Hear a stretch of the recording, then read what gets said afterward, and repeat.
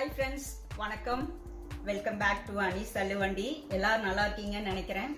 இன்னைக்கு நம்ம பார்க்க போற ரெசிபி ஆட்டுக்கால் பாயா. இட்லி, தோசை, இடியாப்பம், ஆப்பம், பரோட்டா சாதத்தோட கூட இது ரொம்ப சூப்பரா இருக்கும். அந்த ரெசிபியை தான் இன்னைக்கு பார்க்க போறோம். இது யூசுவலா காலையில டிஃபனுக்கு செய்வாங்க. எனக்கு எப்போ இந்த ஆட்டுக்கால் பாயா கொடுத்தாலும் ரொம்ப பிடிக்கும். நான் எப்போ வேணாலும் சாப்பிடுவேன். ஸோ அந்த பாயாவை எப்படி செய்யுதுன்னு பார்க்கலாம் வாங்க.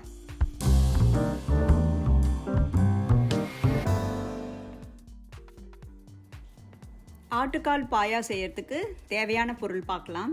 நான் இங்கே ஆட்டுக்கால் மஞ்சத்தூள் போட்டு கழுவி க்ளீன் பண்ணி எடுத்து வச்சுருக்கேன். அடுத்தது வெங்காயம். இங்கே ஒரு பெரிய வெங்காயம் நான் எடுத்திருக்கேன். உங்கள்கிட்ட மீடியம் சைஸ் வெங்காயம்னா 2 எடுத்துக்கோங்க. ஒரு பெரிய தக்காளி கட் பண்ணி வச்சுருக்கேன். கொஞ்சம் கருவேப்பிலை, ஒரு 4லேருந்து 5 பச்சை மிளகா கீரி வச்சது.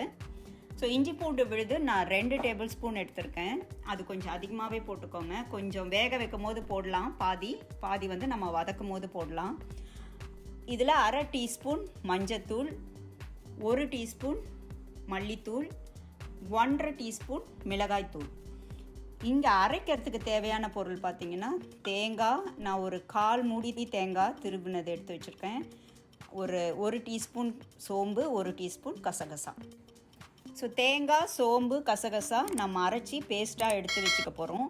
நீங்கள் தேங்காய் அரைச்சி போட வேண்டாம் அப்படின்னு விழுதாக போட வேண்டாம்னு நினச்சிங்கன்னா நீங்கள் பாலாக கூட போட்டுக்கலாம். இதை அரைச்சி வடிகட்டி இந்த தேங்காய் பாலை கூட நீங்கள் யூஸ் பண்ணிக்கலாம்.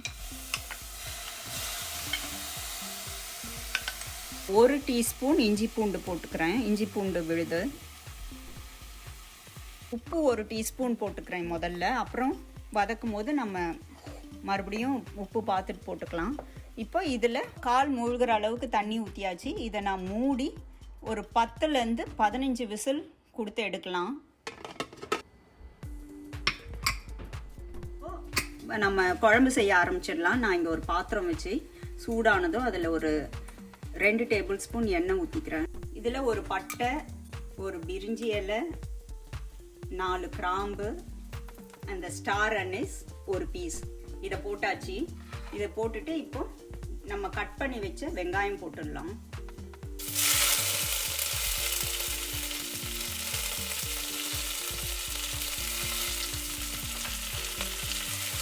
இந்த வெங்காயத்தை நல்லா வதக்கணும்.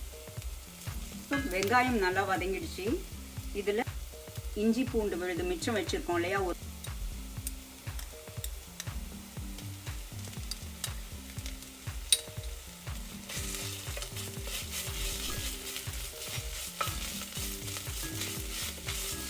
இஞ்சி பூண்டு விழுது வதங்கிடுச்சு. அடுத்தது தக்காளி போட்டுடலாம். பச்சை மிளகா, கருவேப்பிலை எல்லாத்தையும் போட்டுடலாம்.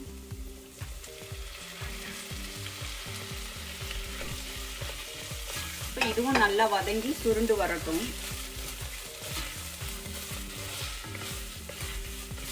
இந்த தக்காளியும் வதங்குற வரைக்கும் வெயிட் பண்ணலாம். வதங்கிடுச்சு. இதில் மஞ்சத்தூள் போட்டுடுறேன் 1/2 டீஸ்பூன், 1/2 டீஸ்பூன் மிளகாய்த்தூள், மல்லித்தூள், அதுக்கப்புறம் தேவையான அளவு உப்பு. ஸோ உப்பு ஏற்கனவே காலில் போட்டிருக்கோம் வேக வைக்கும் போது. இதில் நீங்கள் பார்த்து போட்டுக்கோங்க எவ்வளோ தேவையோ அதுக்கேற்ற மாதிரி.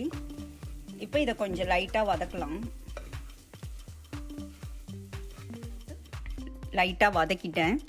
இதில் கால் பார்த்திங்கன்னா நல்லா வெந்துடுச்சு. இதை நம்ம இதில் போட்டுடலாம்.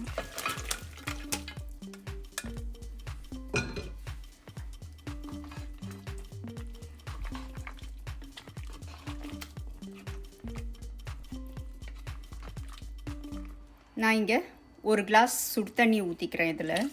ஏன்னா ரொம்ப திக்காக இருக்குது குழம்பு. இப்போ இதெல்லாம் கொதித்து வரட்டும், மூடி வச்சிடலாம். இப்போ 5 நிமிஷம் ஆயிடுச்சு. திறந்து பார்க்கலாம். நல்லா கொதிச்சிடுச்சு. தேங்காய், கசகசா, சோம்பு விழுது இதில் போட்டுடுறேன். தேங்காய் போட்டாச்சு. இது ஒரு கொதி வரட்டும். ஒரு 3லேருந்து 4 நிமிஷம் மூடி வைக்கலாம். நம்ம நம்ம குழம்ப திறந்து பார்த்துடலாம். சூப்பராக கொதிச்சிடுச்சு. இங்கே பாருங்கள், நல்லா வெந்துடுச்சு. காலும் கிரேவியும் கரெக்டாக வந்திருக்கு. இப்போ இதில் கொத்தமல்லி போட்டுடலாம். இப்போ நான் ஸ்டவ் ஆஃப் பண்ண போகிறேன். குழம்பு ரெடி ஆயிடுச்சு. சர்வ் பண்ணிடலாம்.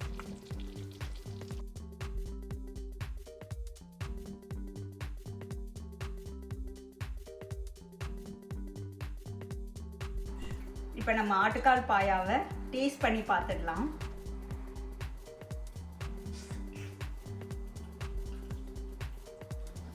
சூப்பராக இருக்குது. உங்களுக்கு என்னோடய வீடியோஸ் பிடிச்சிருந்ததுன்னா அனீஸ் தள்ளுவண்டியை ஷேர் பண்ணுங்கள், லைக் பண்ணுங்கள், கமெண்ட் பண்ணுங்கள். சப்ஸ்கிரைப் பண்ணலைன்னா சப்ஸ்கிரைப் பண்ணிவிடுங்க. அடுத்த வீடியோவில் பார்க்கலாம். அது வரைக்கும் பாய்.